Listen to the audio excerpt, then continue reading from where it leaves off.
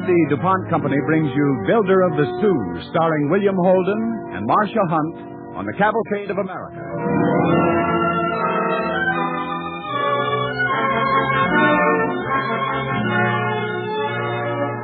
But first, here's Gane Whitman.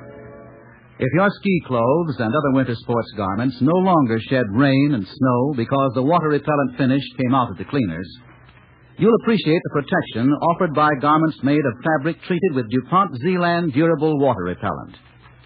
Zealand continues to give protection, even after many washings or cleanings. So look for the Zealand tag when you buy jackets, ski clothes, and outdoor sportswear. Zealand is one of the DuPont Company's better things for better living through chemistry.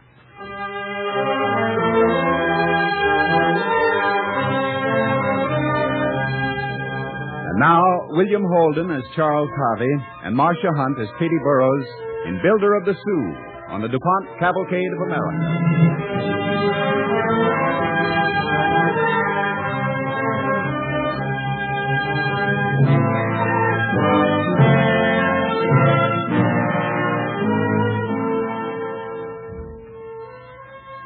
Nobody today remembers my name. It's Katie Burroughs. And only a few remember Charles Harvey, the man who, more than any other in the 19th century, changed the face of America. I can still recall the first time I saw him. It was Thanksgiving Day, 1852. Mother brought him in at dinner time. Katie, this is Mr. Harvey, our new boarder. Oh, how do you do, Mr. Harvey? Sit down here, won't you, please? Oh, thank you, Miss Burroughs. And this is Dr. Lash. How do you do, young man? Now, don't you get sick, Mr. Harvey, because all you'll get from him is calomel and jalap. That is, if you can spare your time from his checker playing. Over here is Major Morris, our Army engineer. How do you do? Now, just help yourself to the turkey and cranberry sauce, Mr. Harvey. There's plenty of it. Oh, thank you, but I had my dinner on the boat, Mrs. Burroughs. I would like a cup of coffee. I'll bring you some. Oh, Major Morris. Yes? Mr. Harvey says he's read about that canal survey you're making for Congress. Go on and tell him about it. Well... Mashed potatoes, Major? Oh, no, thank you. are you an engineer, Mr. Harvey? No, I'm not, but I've read some on it. Look at Miss Katie. Disappointment written all over her face. I should warn you, son, Miss Katie has got a dream man. Some big strapping fellow will come along and build a canal between Lake Superior and Lake Huron just for her. All right, Dr. Lash. You go on and laugh. And you too, Major. But one of these days you'll look up from your checkerboard and there it'll be, all dug and finished. You won't laugh so hard then. You see, I told you. She's hepped on that canal business. Miss Katie, those surveys convinced me they might just as well try to build a canal across the moon. Why is that, Major Morris? Did you ever hear the big freeze, young fellow? A big freeze? From December to May, this Sioux Peninsula is frozen tight as a drum. Nobody can get in or out, except on snowshoes. And the nearest machine shop is 200 miles away. You let the right man come along, Major, and he wouldn't stop for that. Yeah, there she goes again. Major, reach me some of that turkey, will you? Do you know what a canal would do to this wilderness, Mr. Harvey? Why, it would open up the whole West, all the way from Lake Superior to the Atlantic Ocean. But every time I mention it, they laugh at me. I know how you feel, Miss Burroughs. All my life, I wanted to build things, and everybody laughed at me, too. All his life. How old are you now, young fella? 20, 21? Oh, no, I'm older than that. I'm 23. 23, he says. A gray beard, he's 23. What's your business, anyhow? You wouldn't be another school teacher, would you? I'm a traveling salesman, Dr. Lash. A traveling salesman? Oh, too bad, Miss Katie. I reckon you'll have to wait till the next excursion boat for that dream man of yours. Mr. Harvey, I'd like to show you the Sioux country. I know every inch of it. We could go now if you want to. Well, I'd like that, Miss Burroughs. I'd like it very much. Come on. Here's your coffee, Mr. Harvey. Oh, save it for us, will you, Ma? We'll be back before supper. Well, I never. Where are they going? Can't you guess, Ma Burroughs? They're going to build the Sioux Canal.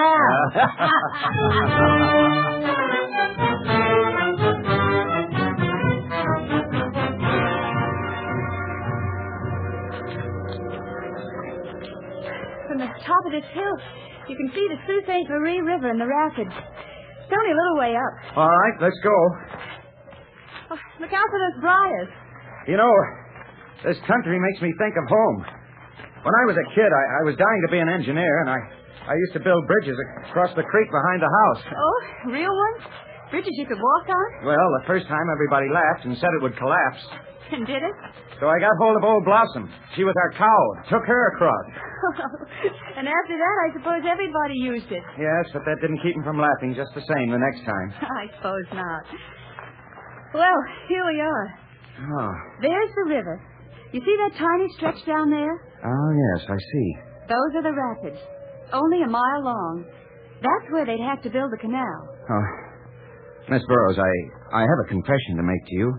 That canal is one of the things I came up here to look into. Well, from the way you talked at the table, I thought as much. But back east, everybody says it can't be done. Well, they said that about your bridge, too, didn't they?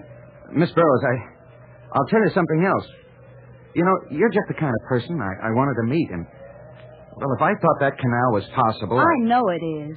Well, I might get backing from Mr. Fairbanks, my boss. Then why don't you write him? Tell him about it. Oh, what could I tell him? Well, tell him the company that built that canal has the right to claim the greatest ore-bearing land in the world. Oh, now, wait a minute. I'm not an engineer, Miss Burroughs. You took Blossom across that bridge, didn't you? Yes, but that... Did she care whether you were an engineer or not? All she asked was that the bridge didn't collapse. You know, it's funny. When I listen to you, it makes me feel like I can really do it. Oh, look, Mr. Harvey, why don't you try it? Well, it's a tempting idea, all right, but... Well, I hardly know where to start. Well, first you have to go before the Michigan State Assembly. Do you think they'd give me a grant? Why not? They want the canal, and you want to build it. I want to build it more than anything I ever wanted to build in my life. All right. Then the next step is budgets. Will you help me with those? Of course, I'd love to. Machinery, labor, stone. Uh-oh, stone. That's a big problem. Everybody says you'll have to haul it in from the east. From the east? But there's stone right here. I'll show it to you. Look, the whole top of this hill is limestone, solid limestone. Limestone? Well, that means we can keep the budget down. Oh, this is wonderful. You don't know what it means to me. Oh, Miss Katie, well, you're so... Yes, Mr. Harvey? Miss Katie, I think it's going to snow. I think there's a blizzard coming. We better hurry home.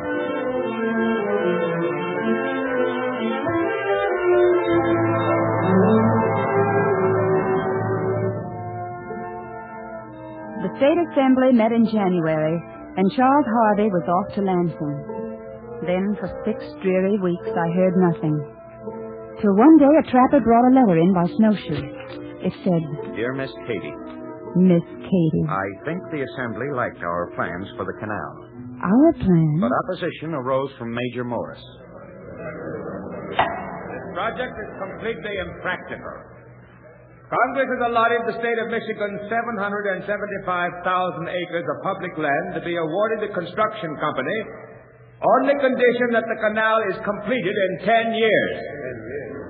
Now, Mr. Harvey proposes to build locks 350 feet long, though the longest vessel sailing the Great Lakes measures less than 200 feet. It's a pity that Mr. Harvey is not an engineer. If he were, he would know that the construction he plans would take at least 20 years. In fact, as an engineer, I don't believe he'll ever get it done. That's all I have to say. Mr. Chairman, may I... Yes, Mr. Harvey. Quiet, please. Mr. Harvey has the floor. Gentlemen, I will sign a proviso that my canal must be completed within 2 years. If I fail, the loss will be solely my own and that of my backers. The state of Michigan will still have 8 years left in which to authorize a smaller canal built by anyone who wants it. Major Morris, do you consider that fair? I suppose so, since there is no other builder at the moment. Then, gentlemen, if there's no objection, I propose that authorization with a 2-year proviso be granted Mr. Harvey. Objection? Mr. Harvey, the opportunity for a canal is yours. And though I don't see how you'll do it, I hope you win, my boy.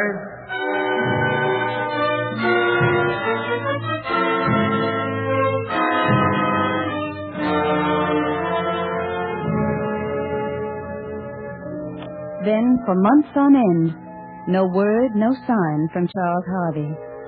and for me the winter days seemed suddenly empty and dreary. Even Mother noticed it at dinner time. Katie. Katie. Oh, yes, Ma. I thought you were helping me set the table. Oh, I'm sorry, Ma. Katie, your mind's wandering. What are you thinking about? Oh, nothing, Ma. It wouldn't be about that Charlie Harvey, would it? I was remembering a walk we took just before he left. He was just as shy as the first day I met him. Once he turned to me, and for a minute I thought he was finally going to say something. What did he say? Miss Katie. Just Miss Katie. Katie, is it the canal you're interested in, or Mr. Harvey? Oh, Ma, it was so much fun working with him. Those walks we took together, and the nights we sat up planning and figuring. You're not falling in love with him, are you, dear? I don't know. What if I am? Because it won't do you much good, honey. What do you mean, Ma? Katie, that boy has only one interest, the canal. There's no room for you in his life. But he might at least have written me. Just don't count on him, dear. That's all I mean. Try not to care too much. Please, Ma, I'd rather not talk about it. Forget him, dear. If he ever does come back, he'll finish that canal, and that's the last you'll see of him. What? Baby, honey, what's the matter? Come here to me. Leave me alone, can't you? That's all I want. Just leave me alone.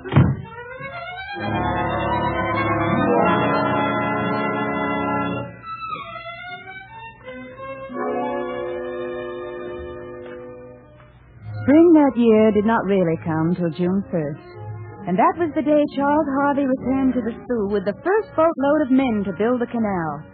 By summer, the big ditch began to creep across the face of the earth, foot by foot, a relentless race against time. One day in August, when I was down at the coffer dam... What happened? The scaffold of the coffer dam. It collapsed. Oh, no! Ira, how'd it happen? Are you hurt? I'm all right. But there's somebody under those timbers. There, you men. Let that be. It's Johnny Cassidy, sir. Johnny, where are you hurt? It seems to be my side, sir. Now, don't try to move.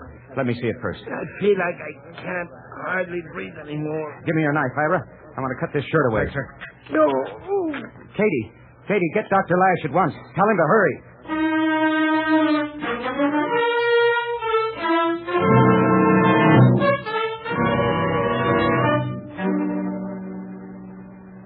Say his ribs are broke?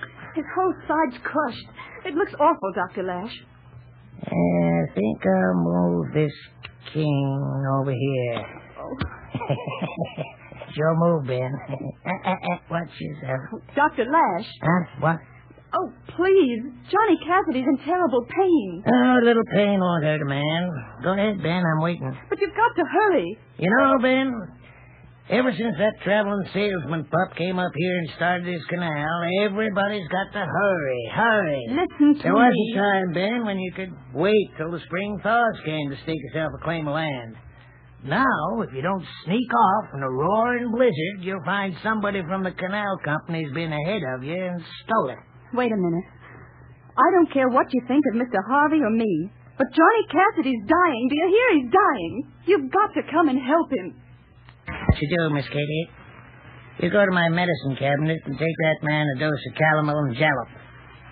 That's as good as anything for... What is it you say? His whole side's crushed? Don't move, Ben.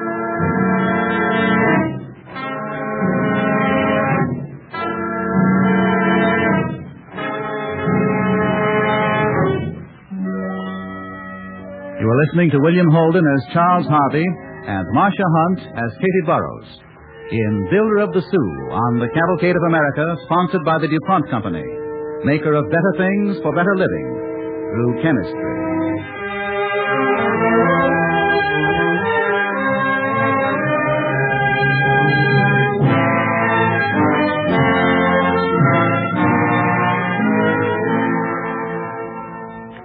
When Charles Harvey came to the little frontier settlement of Sault Ste. Marie, Michigan, in 1852, and talked of building a canal that would open up the Great Lakes to the whole country, I felt that here was a man with the courage to see his ideas through.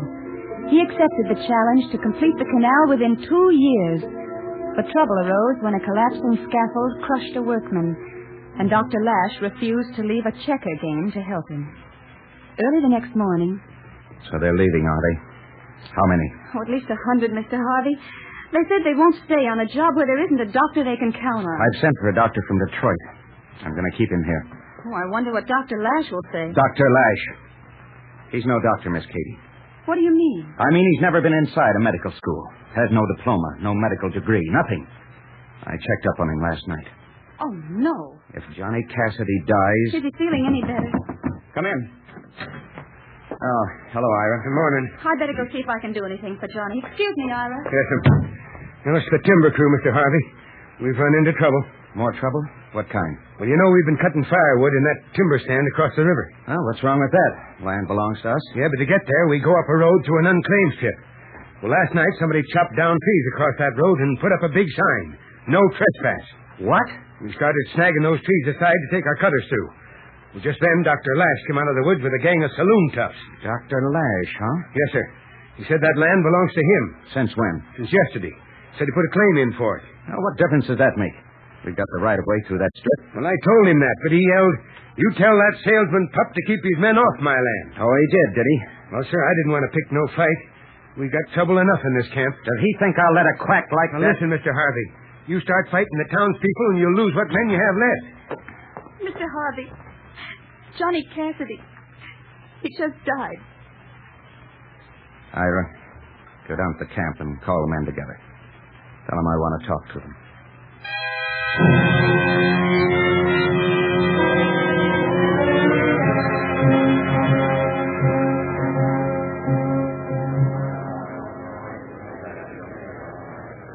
Men, I've called you together to tell you that Johnny Cassidy's dead. He died because Dr. Lash couldn't be bothered to help him. But last night I did some checking up on Orr and Lash, and I found out that he was never a doctor at all. I've got a good man with a medical diploma coming here from Detroit. He's bringing hospitals and equipment with him. But I want you to know that all these years, while Lash has been defrauding you, he's kept a real doctor out of Sue. Now, wait a minute. None of that. I'm going down to talk to him now. And I think when I get through, we won't see Mr. Lash around here anymore.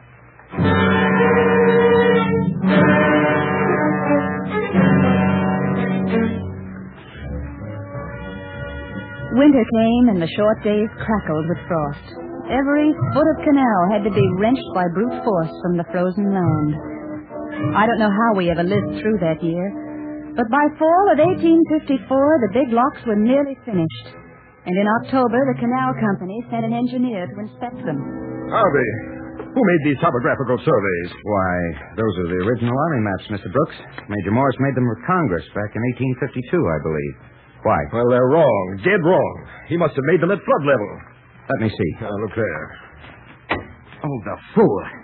Do you know what this means? Your locks, boy, they're too shallow. 11 feet of water instead of 12. But he's supposed to be an engineer. You'd at least think he'd know how to measure water. You know, boy, I think maybe we can get away with 11 feet. But after all, the mistake's not yours, it's Congress's. You're not legally responsible. No, I can't do that. Contract calls for 12 feet, Mr. Brooks. I'm going to tear those bottoms out and make them 1 foot deeper. But, Harvey, think of the cost. We're still within our budget, aren't we? You haven't time. The first ship has to go through that canal in the middle of May. You start ripping those locks up now, and you'll ruin us, Harvey. Mr. Brooks, my contract says 12 feet of water. And that's what it's going to be.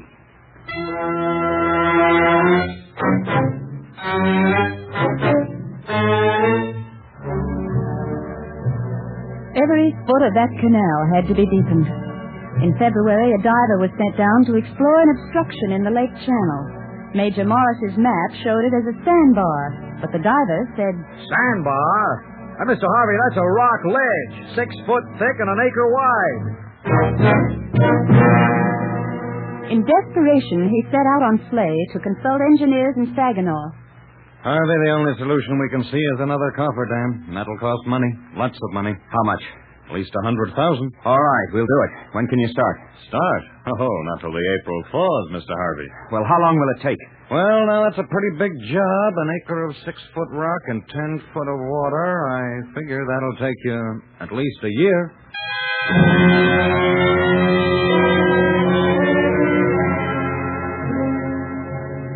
He looked like a beaten man now. Night after night, I could see the lamplight in his office window. Day after day, I could see the lines deepen in his face. And one night, I decided to do something about it. Mr. Harvey? Mr. Harvey? Is that you, Miss Katie? What are you doing in your office at 2 in the morning? I couldn't sleep. There's a moon outside. A walk would do you good. Come along, won't you? No, I've got to do some thinking, Miss Katie. I keep feeling there must be some way to crush that rock. Please come with me. We'll walk down to the river. No, I haven't time. There's only 1 month left. Oh, come on. The fresh air will help you think. Well, all right. I'll go with you. I don't know when I've seen the moon so bright. Yes, isn't it? You know, I was thinking that if we had some sort of a steam punch, like a pile driver. The wind feels so soft tonight. Yes, it is. A big steel bar, say 20 or 30 tons, pointed to pierce that rock, but heavy enough to crush it. Look, there's the old steamship wharf. When I was a little girl, I used to love that place. Where do you get the steel bar? Can't haul 20 tons from Detroit on snowshoes. I used to come down here in the early spring and watch the ships when the ice broke up. There must be some way. There must be. Wait a minute. Look. Mr. Harvey, you can't go on this way. You've done your best, but it's just no use. The canal is doomed. Everybody says so. For your own sake, please, give it up. I can't give it up. All right. Let's not talk about it now. Not on a night like this. It's too beautiful and quiet out here. Yes. The whole world seems to be asleep. Everybody but us. Look at that moonlight. And those boats. Just lying there, waiting for the first spring thaws. Come on, let's go down to the edge. Wait a minute. What is it? Those boats. What's the matter? Suppose we borrow their propeller shafts. Propeller shafts? Yes. The first steamer in from the east could bring them new ones. What for? I mean, lift the boats out of the ice and... What are you talking about? Steel bars to make the steam punch with. Oh, Miss Katie. Miss Katie, Yes, Charles? I can do it. I know I can. I can crush that rock.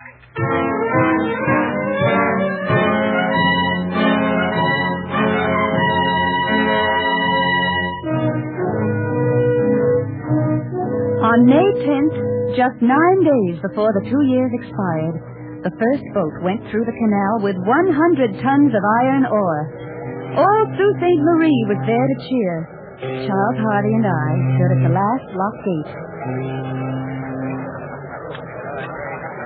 Captain Wells. Ahoy there, Captain Wells on the Illinois. Ahoy there, Mr. Harvey. How are the locks, Captain Wells? And the channel? Mr. Harvey, we sailed right through like a fish. You built a good canal, the Sioux. I built. Captain, I want you to meet the real builder of the Sioux. Oh, Katie. Yes, Charles? Come over here. Captain Wells, you know this girl, don't you? Well, sure. Everybody knows Miss Katie. Well, it won't be Miss Katie long. I want you to meet the future Mrs. Harvey.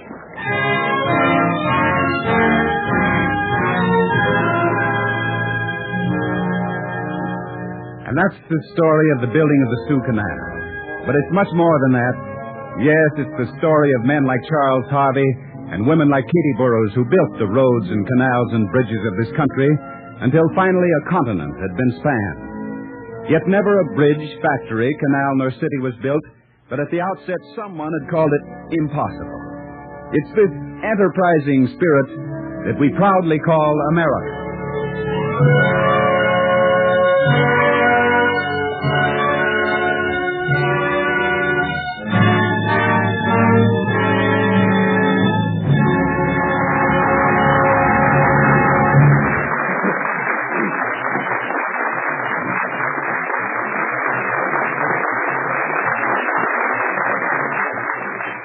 And now, here's Gain Whitman. Rats cost you money. Plenty of money. No matter where you live. How many rats there are, nobody knows. Estimates put the figure as high as 500 million in the United States alone. And that's a lot of rats. On American farms, rats destroy as much food every year as 200,000 farmers can produce. For that matter, there are plenty of rats in any city. I heard not long ago of a fellow in one eastern city who thought he had 4 or 5 rats in his place of business. He put out bait, dusted with a rat poison, and in the morning he found 139 dead rats. Today, thanks to scientific research carried out during the war, there is a new poison that is unusually effective for brown rats. It's the one that killed the 139 rats I mentioned a moment ago. The new poison is called Antu, spelled A-N-T-U. It may be used in the ordinary ways, but in addition, it may be used in a new way, as a tracking poison. Perhaps you've never heard of tracking poisons. Here's how they work. Rats, for some reason, have a habit of licking their feet. All you have to do is sprinkle a tracking poison where the rats will walk in it. They lick their feet, and that's the end of them. While Antu is a special poison for the common rat and is not as dangerous to other animals as most rat poisons, it is a poison, and a powerful one. Pets and farm animals, including chickens and other fowl, must be kept away from it. And it goes without saying that children must be kept away from Antu, as from any other poison.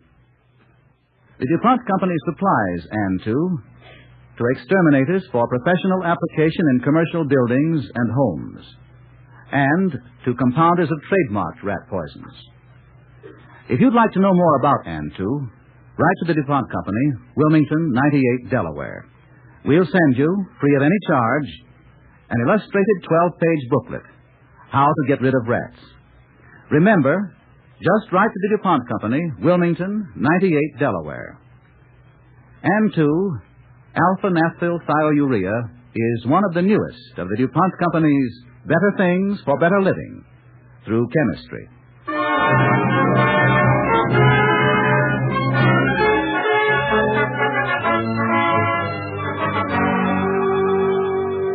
Next week, the DuPont Cavalcade brings you Basil Rathbun and A Chance for Jimmy, the story of Francis Henry Brown, a young doctor in Boston who started the first children's hospital in America. Dr. Brown believed that children were not just small adults, but should be handled with special care in a medical center where children would be treated as children. A medical center where research could be carried on about their particular illnesses. So be sure to listen next Monday at the same time to A Chance for Jimmy, starring that outstanding actor, Basil Rathbun, in the Cavalcade of America. The music for tonight's DuPont's Cavalcade was composed by Arden Cornwell and conducted by Donald Voorhees. Our Cavalcade play was written by Paul Peters. William Holden will soon be seen in the Paramount picture Blaze of Noon. In the cast with William Holden and Marcia Hunt tonight were Bess McCameron as Mrs. Burroughs, Robert Dryden as Dr. Lash, House Jameson as Morris, and Cameron Prudhomme as Ira. This is Ted Pearson inviting you to listen next week to Basil Rathbone and A Chance for Jimmy on the Cavalcade of America, brought to you by the DuPont Company of Wilmington, Delaware. This is NBC, the National Broadcasting Company.